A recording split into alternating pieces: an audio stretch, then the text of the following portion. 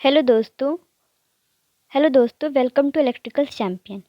आज हम लोग सोलर म्युनिसिपल कॉरपोरेशन के हुए एग्ज़ाम में इलेक्ट्रिकल के पेपर को डिस्कस करेंगे। तो हमारा फर्स्ट क्वेश्चन है, which of the following statement is correct regarding resonance. Resonance के रिगार्डिंग जो कौन सा एक्सप्लेन मतलब स्टेटमेंट दिए गए हैं वो सही है। पहला है हमारा, resonance is a condition in an RLC circuit in which the capacitive and inductive reactance are equal in magnitude, thereby resulting in a pure resistive impedance। ये बात तो बिल्कुल सही है। यहाँ पे बोल रहा है, पहला कंडीशन है कि सीरीज आरएलसी सर्किट जो हमारा, उसमें जो कैपेसिटिव रिएक्टेंस होते हैं वो इंडक्टिव रिएक्टेंस के इक्वल होते हैं। इसके रिजल्ट की वजह से हमारा जो इम्पिडेंस होता है वो प्योरली कैसा होता है, वो प्योरली रेजिस्टिव होता है। ये बात तो हमारा सही है, फर्स्ट हमारा सही है। सेकेंड है, formula of resonance is F0 = L C। ये तो हमारा गलत है। रेजोनेंस फ्रीक्वेंसी का हम लोग फार्मूला जानते हैं, क्या होता है, √LC होता है। तो यहाँ पे सिर्फ और सिर्फ ओनली ए जो है वो सही आंसर होगा, बाकी के ऑप्शन हमारे स्टेटमेंट रॉन्ग है। नेक्स्ट क्वेश्चन है, ड्यूवल ऑफ अ थेवेनिन थ्योरम। तो हम लोग जानते हैं नॉर्दर्न थ्योरम। नॉर्दर्न थ्योरम और थेवेनिन थ्योरम दोनों एक दूसरे के क्या हैं, कॉन्वर्स हैं। हम लोग ये भी देखेंगे कि थेवेनिन थ्योरम को हम लोग वैक्यूम ट्यूब में यूज करते हैं, जबकि नॉर्दर्न थ्योरम को हम लोग इलेक्ट्रॉनिक सर्किट में यूज करते हैं।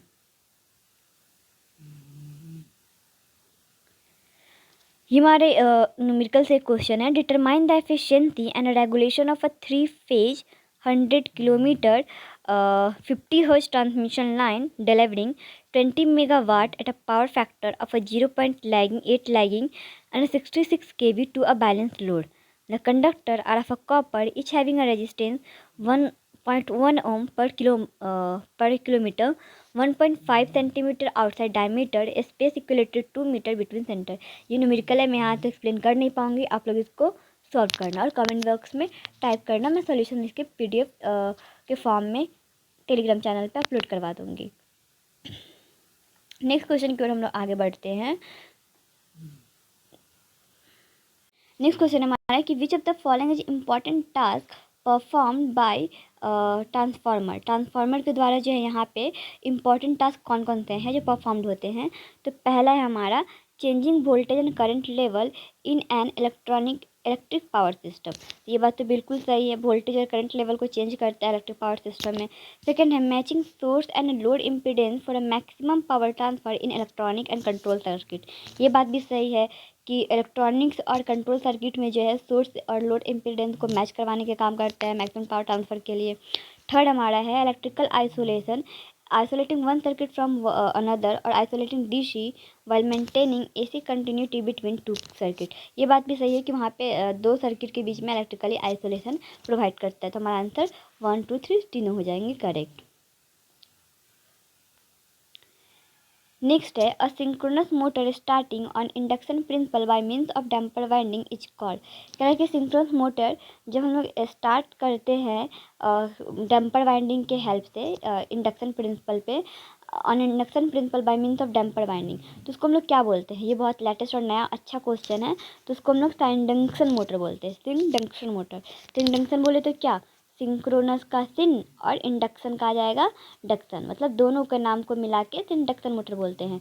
जब हम लोग सिंक्रोनस मोटर को डैम्पर वाइंडिंग पे स्टार्ट करते हैं इंडक्शन प्रिंसिपल का यूज करके, तो उस मोटर को हम लोग क्या बोलेंगे, इंडक्शन मोटर। अच्छा क्वेश्चन है, नेक्स्ट देखेंगे।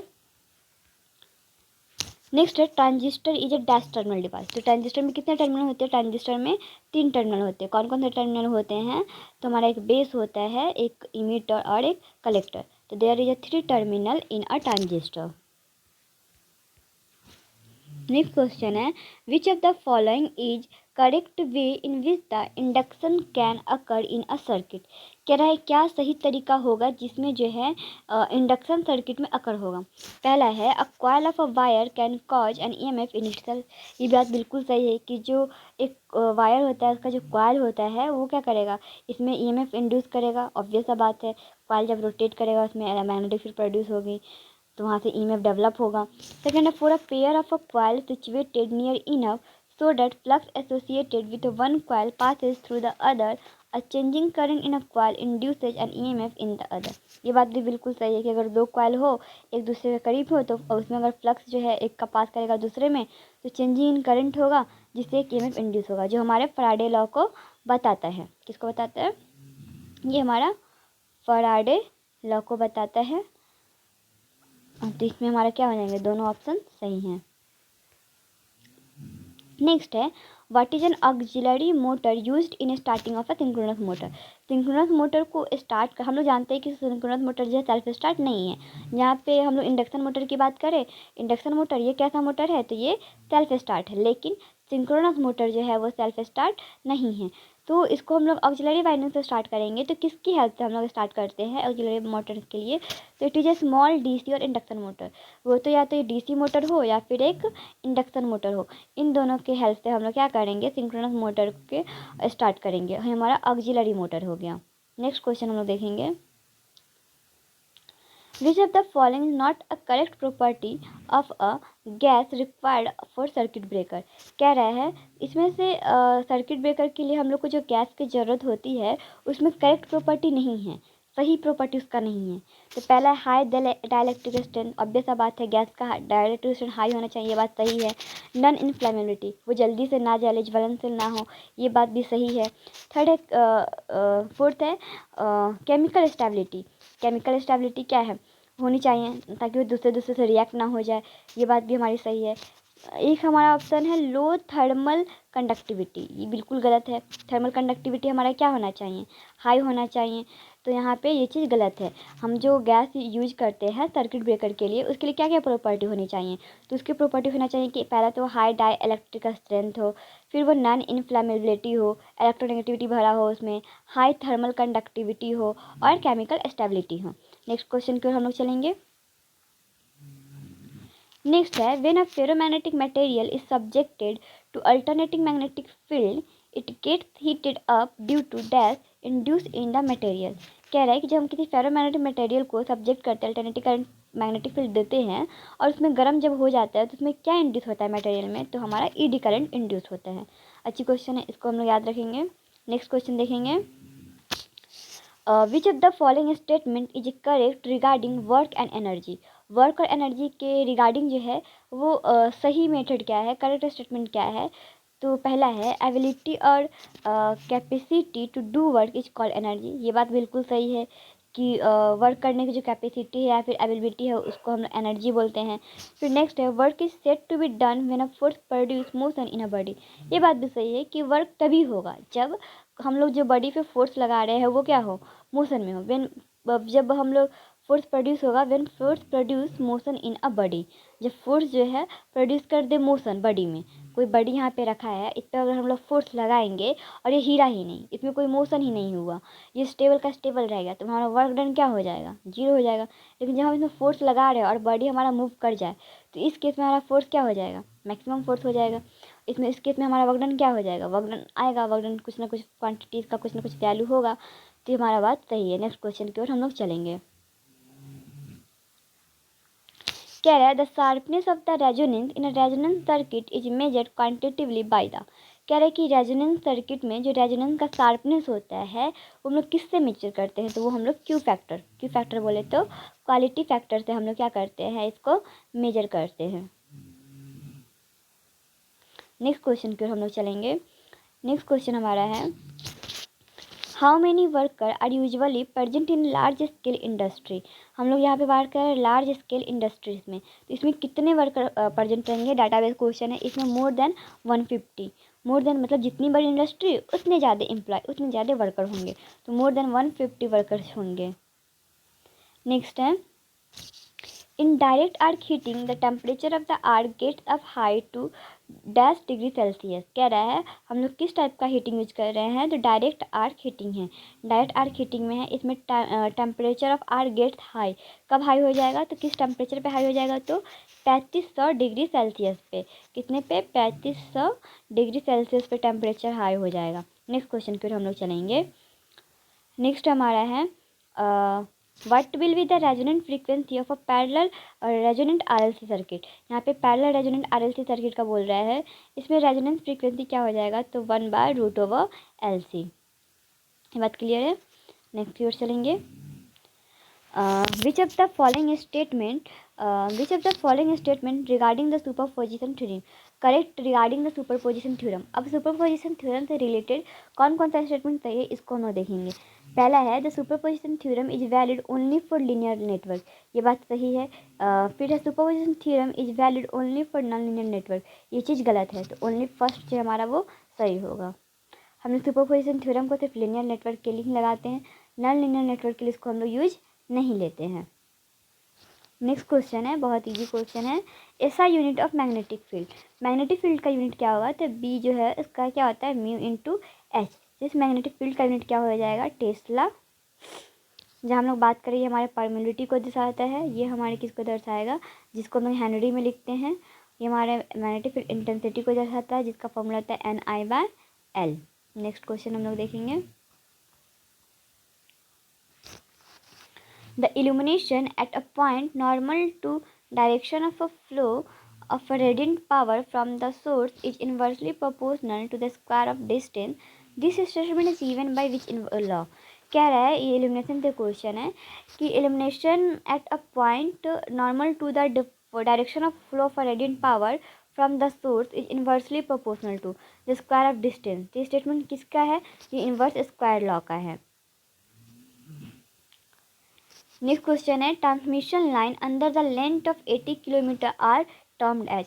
तो ट्रांसमिशन लाइन का लेंथ कितना है 18 किलोमीटर है, तो किससे रिलेटेड होगा, तो शॉर्ट ट्रांसमिशन लाइन से होगा। 160 किलोमीटर से ऊपर होगा या फिर 200 किलोमीटर, तो इसको हम लोग क्या बोलते हैं, इसको हम लोग लॉन्ग ट्रांसमिशन लाइन बोलेंगे। और 80 और 160 के बीच में जो होगा इसको हम लोग मीडियम ट्रांसमिशन लाइन बोलेंगे। नेक्स्ट क्वेश्चन की ओर चलते हैं। The stator of induction motor is similar to dash of synchronous motor. हम लोग जानते हैं कि इंडक्शन मोटर का जो स्टेटर होगा वो किसके सिमिलर होगा, तो वो सिंक्रोनस मोटर के स्टेटर के सिमिलर होगा, सिंक्रोनस मशीन के। ठीक है, क्लियर है। नेक्स्ट क्वेश्चन है which of the following is correct classification of extrinsic semiconductor. Extrinsic semiconductor का करेक्ट एक्सप्लेनेशन बोल रहा है, तो बोल रहा है N type with electron as a majority carrier और P type with a hole as a majority carrier. दोनों ही ऑप्शन क्या है, गलत है। कह रहा है करेक्ट क्लासिफिकेशन क्या है एक्सट्रिंसिक सेमीकंडक्टर का, तो N type with electron as a majority carrier, P type with a hole as a majority carrier. ऐसा नहीं है, एक्सट्रिंसिक सेमीकंडक्टर को हम लोग ऐसे क्लासीफाई नहीं कर सकते। इसमें हम लोग किस मटेरियल को ऐड करते हैं पी टाइप में, एन टाइप में, ये सब हम लोग को यहाँ पे क्या करते हैं डोपिंग लेवल, ये सब चीज़ों से हम लोग क्या कर सकते हैं क्लासीफाई कर सकते हैं। नेक्स्ट क्वेश्चन की ओर हम लोग आगे बढ़ेंगे। क्या रहा है which of the following is not a main part of cathedral tube. Cathedral tube का मेन पार्ट नहीं है, तो हम लोग देखेंगे फ्लोरेसेंट स्क्रीन, ये है। सेकेंड है इलेक्ट्रॉन गन असेंबली, ये भी सीआरओ का ही पार्ट है। फिर देखेंगे डिफ्लेक्शन प्लेट, ये भी सीआरओ का पार्ट है। एक 3 पॉइंट स्टेटर, ये हम लोग का सीआरओ से रिलेटेड नहीं है, ये हम लोग मोटर को स्टार्ट करने के लिए 3 पॉइंट स्टार्टर, करंट को लिमिट करने के लिए हम लोग 3 पॉइंट स्टार्टर का यूज करते हैं मोटर में, डीसी मोटर में। नेक्स्ट क्वेश्चन के आगे बढ़ेंगे है which of the following is not correct regarding industrial installation. Industrial installation के रिगार्डिंग जिसमें कौन सा सही नहीं है, तो हम पहले सही वाले को देख लेते हैं, लास्ट से देखते हैं। Supply control by suitable linked switch और circuit breaker located at a suitable place, easy to operate and maintain. कह रहा है यहाँ पे कि हम लोग जो सप्लाई है वो कंट्रोल होता है लिंक्ड स्विच से या फिर सर्किट ब्रेकर से, जो लोकेटेड कहाँ होता है सुटेबल प्लेस पे, जहाँ से ऑपरेट करना और मेंटेन करना ईजी हो। ये बात तो बिल्कुल सही है इसमें।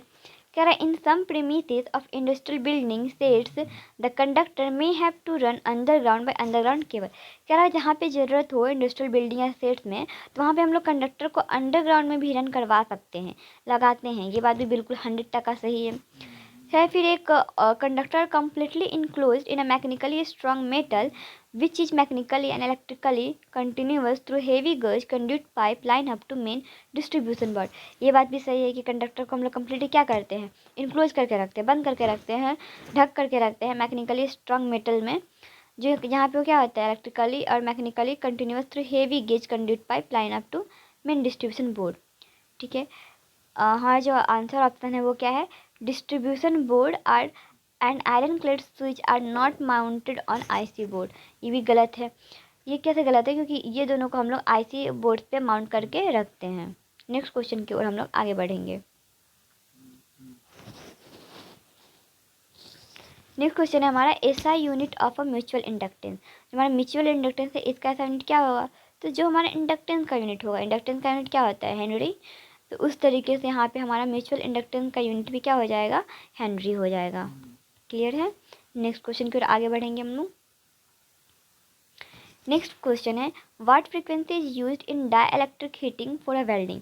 कह रहा है हम लोग डाइलेक्ट्रिक हीटिंग फॉर वेल्डिंग के लिए हम लोग कौन से फ्रीक्वेंसी को यूज करते हैं, तो 1 to 50 megahertz.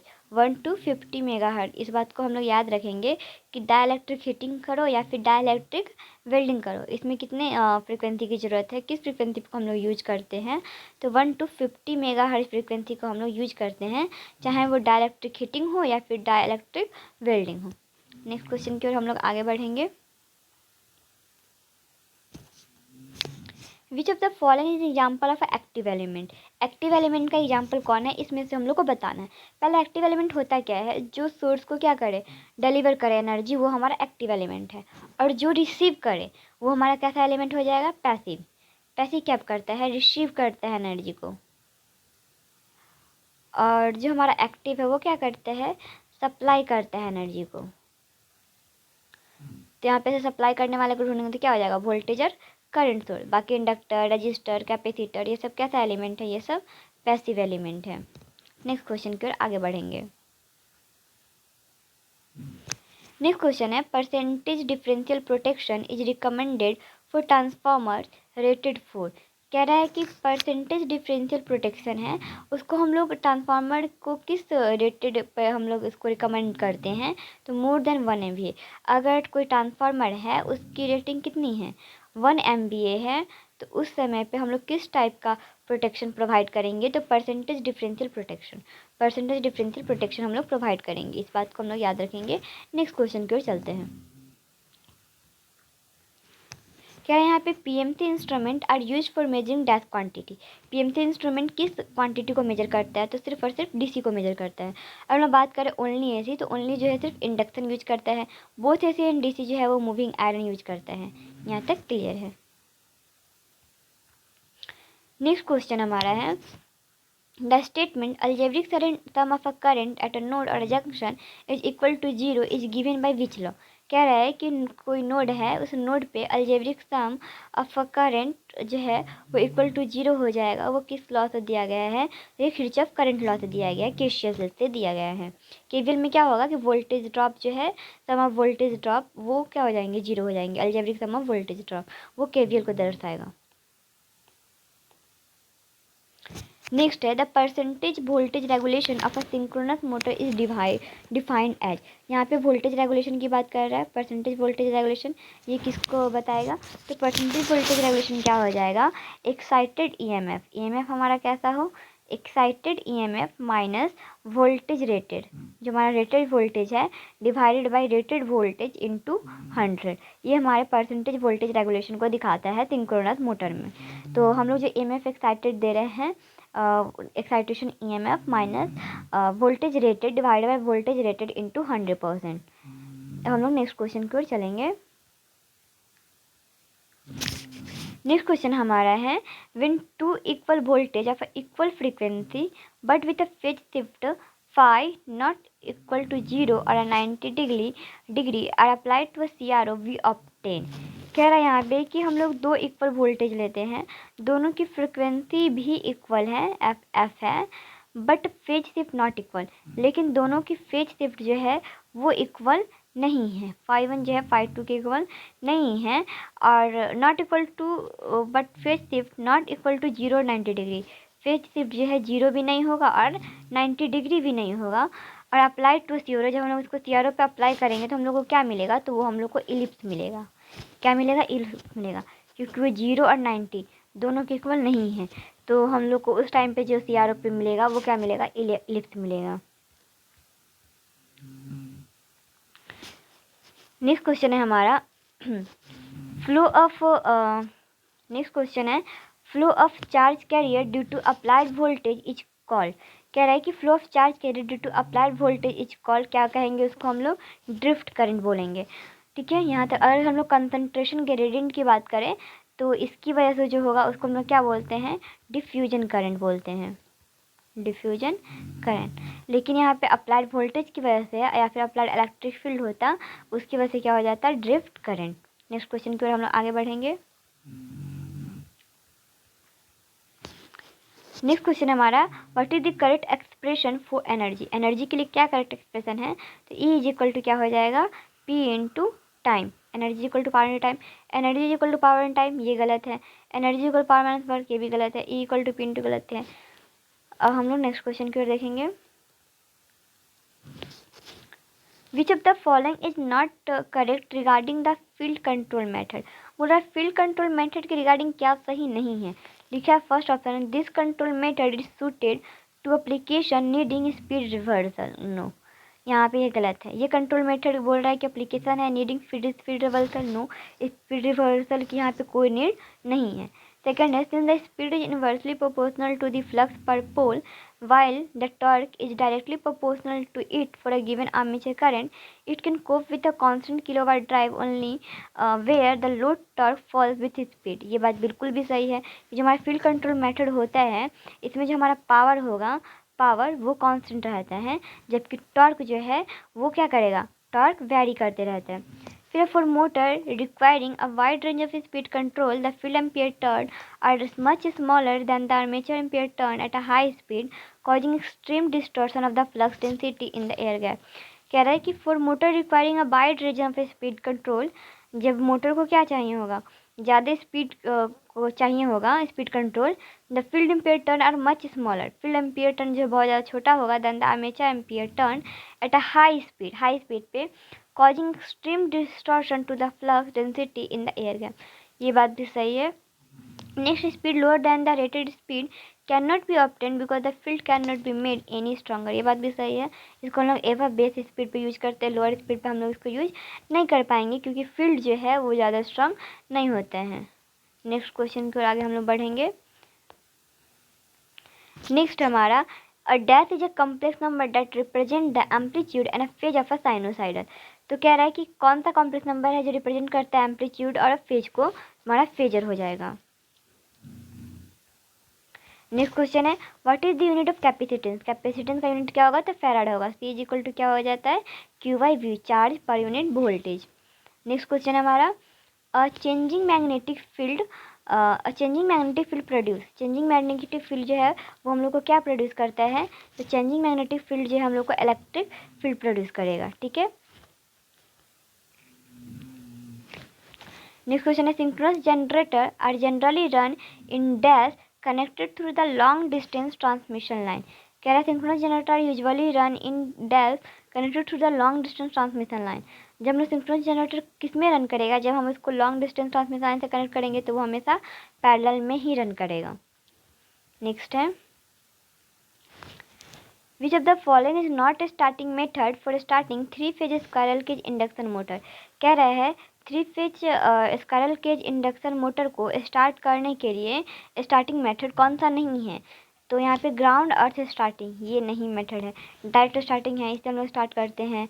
Stator impedance starting है, रिड्यूसिंग वोल्टेज स्टार्टिंग है, वोल्टेज को क्या करना, वोल्टेज को कम करके हम लोग स्टार्ट करते हैं वो भी है, स्टेटर इम्पीडेंस स्टार्टिंग भी है, डायरेक्ट स्टार्टिंग भी है, ग्राउंड अर्थ अर्थिंग ये हमारा नहीं है। नेक्स्ट और लास्ट क्वेश्चन हम लोग देखेंगे, industry which have medium size machine and medium production are known as medium scale industry. ये बस सही क्वेश्चन है कि क्या है, इंडस्ट्री विच है मीडियम साइज मशीन और मीडियम प्रोडक्शन, उसको हम लोग क्या बोलते हैं, मीडियम स्केल इंडस्ट्री बोलते हैं। Okay, thank you.